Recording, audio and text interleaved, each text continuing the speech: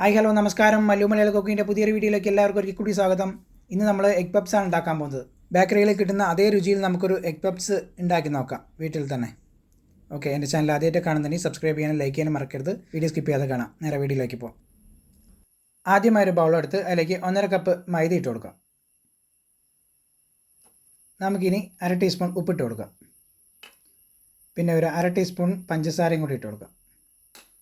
ഇനി ഒരു വിസ്ക് വെച്ചിട്ടോ കൈ കൊണ്ടോ നന്നായിട്ടൊന്ന് ഇളക്കി കൊടുക്കാം. നന്നായിട്ടൊന്ന് ഉപ്പും പഞ്ചസാരയും മാവൊക്കെ കൂടി നന്നായിട്ടൊന്ന് മിക്സ് ആവട്ടെ. ഓക്കെ, ഇത്രയും മതിയാവും. നമ്മുടെ മിക്സിങ് ഇവിടെ റെഡി ആയിട്ടുണ്ട്. ഇനി നമുക്ക് ആവശ്യത്തിനുള്ള വെള്ളം ഒഴിച്ച് കൊടുക്കാം. എന്നിട്ട് കൈ കൊണ്ട് നന്നായിട്ടൊന്ന് ഇളക്കി യോജിപ്പിക്കും. നമ്മൾ ഈ ചപ്പാത്തിക്ക് മാവ് കുഴയ്ക്കുന്ന അതേ ഇതിൽ തന്നെയാണ്. ഞാൻ വെള്ളത്തിൻ്റെ അളവ് കറക്റ്റായിട്ട് പറയുന്നില്ല. കുറച്ചായിട്ട് ഒഴിച്ചിട്ട് നമുക്കതൊന്ന് ചപ്പാത്തി പരുവത്തിലാക്കിയെടുക്കാം. ഇതാണോ ഏകദേശം ചപ്പാത്തിക്ക് മാവ് കുഴയ്ക്കുന്ന അതേ രീതിയിലായിട്ടുണ്ട്. അതായത് ഈ ഒരു രീതിയിൽ. ഓക്കെ, ഇത് കണ്ടോ, ഇത്രയും മതിയാവും. ഇനി ഞാനിതിലേക്ക് കുറച്ച് നേരം ഒന്ന് റെസ്റ്റ് ചെയ്യാൻ വയ്ക്കുന്നുണ്ട്. അതിന് മുന്നായിട്ട് ഞാനിവിടെ ഒരു ഓയിൽ മേലെ ഒന്ന് തടവി കൊടുക്കുന്നുണ്ട്. ഒന്ന് ഡ്രൈ ആയി പോകാതിരിക്കാനാണ്. മൈദാ മാവായതുകൊണ്ട് പെട്ടെന്ന് ഡ്രൈ ആവാൻ സാധ്യതയുണ്ട്. അപ്പോൾ അതുകൊണ്ട് മേലേക്കൊന്ന് നന്നായിട്ടൊന്ന് ഓയിൽ സ്പ്രെഡ് ചെയ്ത് കൊടുക്കാം. ഇനി ഒരു നനഞ്ഞ തുണി എടുത്തിട്ട് ഞാനൊരു ഏകദേശം കുറച്ച് നേരം ഒരു മണിക്കൂർ നേരം അല്ലെങ്കിൽ അരമണിക്കൂർ നേരം ഒന്ന് റെസ്റ്റ് ചെയ്യാൻ വെച്ചിട്ടുണ്ട്. ആ സമയം കൊണ്ട് ഒരു പാത്രത്തിലേക്ക് 2 ടേബിൾ സ്പൂൺ സൺഫ്ലവർ ഓയിൽ ഒഴിച്ച് കൊടുക്കാം. പിന്നെ 1 ടീസ്പൂൺ പെരിഞ്ജീരകം ഇട്ട് കൊടുക്കുന്നുണ്ട്. അത് നന്നായിട്ടൊന്ന് മൂത്ത് വരട്ടെ. അതിലേക്ക് ഇനി കുറച്ച് കറുവേപ്പില ഇട്ട് കൊടുക്കാം.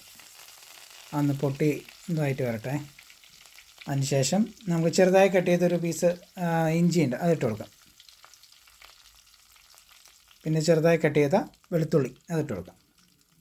ഇനി ഇതെല്ലാം കൂടി നല്ലപോലെ ഒന്ന് ഇളക്കി യോജിപ്പിക്കാം. അതൊന്ന് മൂത്ത് വാടി വരട്ടെ. അതുവരെയ്ക്ക് നന്നായിട്ടൊന്ന് ഇളക്കി യോജിപ്പിക്കാം. ഏകദേശം റെഡി ആയിട്ടുണ്ട്. ഇനി ഇതിലേക്ക് 3 പച്ചമുളക് ചെറുതായി കട്ട് ചെയ്ത് അതിട്ട് കൊടുക്കാം. ഇനി 2 സവാള, വലിയ 2 സവാള നീളത്തിൽ കട്ട് ചെയ്ത് അതിട്ട് കൊടുക്കാം. ഇനി ചെറുതായിട്ടൊന്ന് ഇളക്കി കൊടുക്കാം. ഇനി നമുക്ക് ചേർക്കാൻ വേണ്ടത് 1 ടീസ്പൂൺ ഉപ്പാണ്, അതിട്ട് കൊടുക്കാം.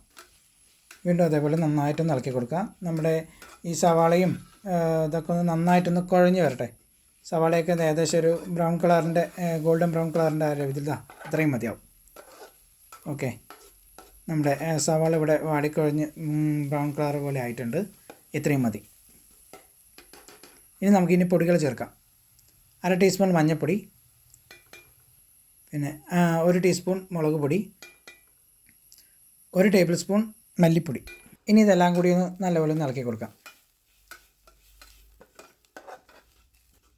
നമ്മളിനി ഒരു സാധനം ചേർക്കാൻ വിട്ടുപോയിട്ടുണ്ട്, ഗരം മസാല. 1/2 ടീസ്പൂൺ ഗരം മസാലയും കൂടി ഒന്ന് ചേർക്കാം. അത് വിട്ടുപോയതാണ്. ഓക്കെ, ഇനി നന്നായിട്ടൊന്ന് ഇളക്കി കൊടുക്കാം. ഏകദേശം ആ പച്ചമണം മാറുന്നവരിക്കൊന്ന് ഇളക്കി കൊടുത്താൽ മതിയാവും. ശരി, ഇത്രയും മതി. ഇനി ഇതിലേക്ക് ഒരു തക്കാളി, വലിയ തക്കാളിയാണ്, അത് ചെറുതായി കട്ട് ചെയ്ത് ആയിട്ട് കൊടുക്കാം. ഇതേപോലെ തന്നെ നന്നായിട്ടൊന്ന് ഇളക്കി കൊടുക്കാം.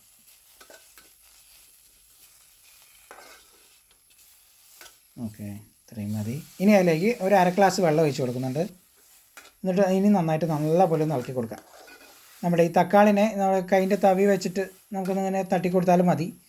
അത്യാവശ്യം ഒന്ന് വെന്ത് കിട്ടിയാൽ മതി. ഓക്കെ, അതാണ്ടോ, ഇതെങ്ങനെ ചെയ്ത് കൊടുത്താൽ മതിയാവും. അപ്പോൾ പെട്ടെന്ന് സെറ്റായിക്കോളും. ഇത്രയും മതി. ഇനി നമുക്ക് മല്ലിയിലയാണ് ഇട്ട് കൊടുക്കുന്നത്. അത്യാവശ്യം കുറച്ച് വേണ്ട ഒരു മല്ലിയില നമുക്കത് ഇട്ട് കൊടുക്കുന്നുണ്ട്. ഇനി ഇതേപോലെ നന്നായിട്ടൊന്ന് ഇളക്കി കൊടുക്കാം. നമ്മുടെ മസാല ഇവിടെ ഏകദേശം റെഡി ആയിട്ട് വന്നിട്ടുണ്ട്. ഓക്കെ, ഇത്രയും മതിയാവും. ഇനി നമ്മുടെ കൗണ്ടർ ടോപ്പ് നന്നായിട്ടൊന്ന് ക്ലീൻ ചെയ്ത് വയ്ക്കാം. ഏകദേശം 1 മണിക്കൂറായിട്ടുണ്ട്. നമ്മുടെ മാവ് ഇവിടെ നിന്ന് നമുക്ക് സെറ്റായിട്ടുണ്ട്. ഇനി നമ്മളുടെ കൗണ്ടർ ടോപ്പിലേക്ക് ഇട്ട് നന്നായിട്ട് ഒന്നും കൂടി ഒന്ന് ജസ്റ്റ് ഒന്ന് കുഴച്ചെടുക്കുക. അത്രയേ ഉള്ളൂ. വെറുതെ ഒന്ന് ഇങ്ങനെ ആക്കിയാൽ മതി. അതങ്ങനെ കിടന്നല്ലോ 1 മണിക്കൂർ. അപ്പോൾ ഒന്നും കൂടി ഒന്ന് സ്മൂത്ത് ആവാൻ വേണ്ടിയിട്ട് നമ്മളിങ്ങനെ ചെയ്യണത്. ഓക്കെ, നമ്മുടെ മാവ് ഇവിടെ ഏകദേശം റെഡി ആയിട്ടുണ്ട്. ഇനി നമുക്ക് അതിനെ ഓരോന്നായിട്ട് കട്ട് ചെയ്ത് മാറ്റാം. നമുക്ക് അളവിന് എത്രയാണ് വേണ്ടത് വെച്ചാൽ അതിനനുസരിച്ച്, ഒരുപാട് വലുപ്പം വേണ്ട, ഏകദേശം ഈ ഒരു അളവിന് മതി. നമുക്കിനി ഓരോന്നായിട്ട് നമുക്കിനി പരത്തിയെടുക്കാം. ഒരുപാട് കട്ടിക്കും വേണ്ട, എന്നാൽ ഒരുപാട് നൈസും വേണ്ട. ഒരു മീഡിയം സൈസിൽ, അത് ഏകദേശം ഞാനിപ്പോൾ ചെയ്യുന്ന പോലെ തന്നെ ഇതിങ്ങനെ ആക്കുക. എന്നിട്ട് അതിൻ്റെ മേലെ ഒന്ന് ഓയിൽ ഇങ്ങനെ തടവി കൊടുക്കുക. അത് ഈ പരസ്പരം ഒട്ടാതിരിക്കാൻ വേണ്ടിയിട്ട് അങ്ങനെ ചെയ്യുന്നത്. അതിൻ്റെ മേലെ ഇത് കുറച്ച് മാവൊന്നും ഇട്ടിട്ട് നമുക്ക് നന്നായി ഒന്ന് തേച്ച് കൊടുക്കുക. ഇനി എന്നിട്ട് നമുക്കൊന്ന് മടക്കാം. നമുക്ക് ഈ ലെയർ കിട്ടാൻ വേണ്ടിയിട്ടാണ്. പപ്സിലൊക്കെ ഈ ലെയർ കിട്ടില്ല, അതിന് വേണ്ടിയിട്ടാണ് ഇങ്ങനെ മടക്കിയിട്ട് നമ്മളിങ്ങനെ ചെയ്യുന്നത്. വീണ്ടും അതേപോലെ തന്നെ ഓയിലും മാവും ഇങ്ങനെ എടുത്തായിട്ട് തടവി കൊടുക്കുക. എന്നിട്ട് ഇതേപോലെ മടക്കുക. വീണ്ടും ഒന്നും കൂടി നമുക്കൊന്ന് മടക്കി പരത്താനുണ്ട്. എന്നാലാണ് നമുക്ക് കുറച്ചും കൂടി ലെയർ കിട്ടുള്ളൂ നമ്മൾ ഈ പപ്സ് ഉണ്ടാക്കുമ്പോൾ. അപ്പോൾ അതിനാണ്. ഓക്കെ, അധികം പ്രസ് ചെയ്ത് പരത്താതിരിക്കുക. ഒരു മീഡിയം രീതിയിൽ നിന്ന് പരത്തിയാൽ തന്നെ കുറേ ഈ സ്ക്വയർ ടൈപ്പിൽ ഇങ്ങനെ വന്നോളും. നമ്മുടെ പപ്സ് ഷീറ്റ് ഇവിടെ റെഡി ആയിട്ടുണ്ട്. കണ്ടോ, ലെയറൊക്കെ കാണാൻ പറ്റുന്നുണ്ട്. ഓക്കെ, ഇത്രയും മതി. ഞാനിവിടെ പുഴുങ്ങിയ 3 കോഴിമുട്ട എടുത്തിരിക്കുന്നത്. അത് സെൻറ്ററായിട്ടൊന്ന് കട്ട് ചെയ്ത് കൊടുക്കാം. ഓക്കെ, എല്ലാം ഇങ്ങനെ കട്ട് ചെയ്ത് വെച്ചിട്ടുണ്ട്. ഇനി നമ്മുടെ പപ്സ് ഷീറ്റിലേക്ക് മസാല വെച്ച് കൊടുക്കാം. ഓക്കെ, ഇനി നമുക്ക് കോഴിമുട്ടയൊന്ന് വെച്ച് കൊടുക്കാം. ഇനി നമുക്കതൊന്ന് ക്ലോസ് ചെയ്യാം. പപ്സിൽ എങ്ങനെ നമ്മളിങ്ങനെ ക്രോസ് ആയിട്ടല്ലേ ചെയ്യുന്നത്?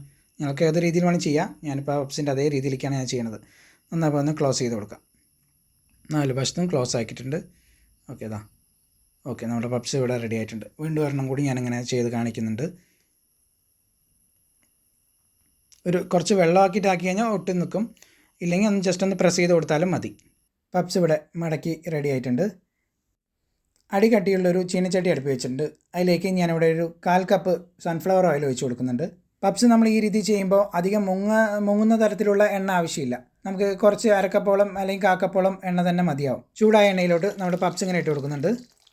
ഇനി നമുക്ക് എണ്ണയിലിട്ടൊന്ന് പൊരിച്ചെടുക്കാം. നമ്മൾ ഈ രീതിയിൽ പപ്സ് ഉണ്ടാക്കുകയാണെങ്കിൽ നമുക്ക് പെട്ടെന്ന് തന്നെ നമുക്ക് പപ്സ് റെഡിയായി കിട്ടും. നമ്മൾ ആ ചൂട്ടോടെ കഴിക്കുകയാണെങ്കിൽ നല്ല ക്രിസ്പി ആയിട്ട്, കടയിൽ കിട്ടുന്ന അതേ ക്രിസ്പി ആയിട്ട് നമുക്ക് ഈ പപ്സ് ഉണ്ടാക്കിയെടുക്കാൻ പറ്റും നമ്മൾ ഈ രീതിയിൽ ചെയ്യുകയാണെന്നുണ്ടെങ്കിൽ. ഓക്കെ, നമ്മുടെ ഒരു ഭാഗം ഒന്ന് ഏകദേശം ഒന്ന് ആയ ശേഷം നമുക്കിതൊന്ന് മറിച്ചിടാം. ഓക്കെ, ഇതൊന്ന് മറിച്ചിടാം.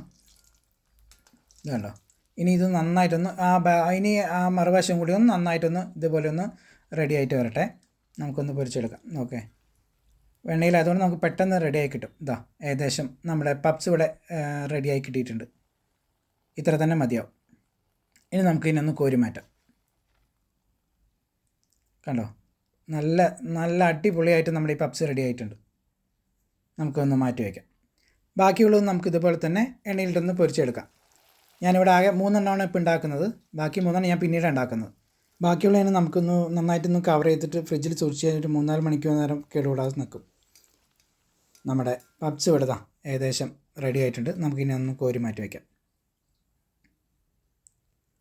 ഇത്രയേ ഉള്ളൂ, നമ്മുടെ പപ്സ് ഇവിടെ റെഡി ആയിട്ടുണ്ട്. വീട്ടിൽ തന്നെ തയ്യാറാക്കാൻ പറ്റുന്നൊരു അടിപൊളി പപ്സ് റെസിപ്പിയാണിത്. എല്ലാവർക്കും വീഡിയോ ഇഷ്ടപ്പെട്ടെന്ന് വിചാരിക്കുന്നു. വീഡിയോ ഇഷ്ടപ്പെട്ട ഫ്രണ്ട്സിനും ഫാമിലിക്കും ഷെയർ ചെയ്യാൻ മറക്കരുത്. നിങ്ങൾ ഇതുപോലെ ഒന്ന് ഉണ്ടാക്കി നോക്കിയിട്ട് ഫീഡ്ബാക്ക് ഒന്ന് അറിയിക്കുക. നിങ്ങളുടെ അഭിപ്രായങ്ങളും നിർദ്ദേശങ്ങളും എന്താണെങ്കിലും അതൊന്ന് കമൻറ്റ് ചെയ്യാനും മറക്കരുത്. ഓക്കെ, ഇതുപോലുള്ള ഈസി റെസിപ്പി ആയിട്ട് അടുത്ത വീഡിയോയിൽ കാണാം. താങ്ക്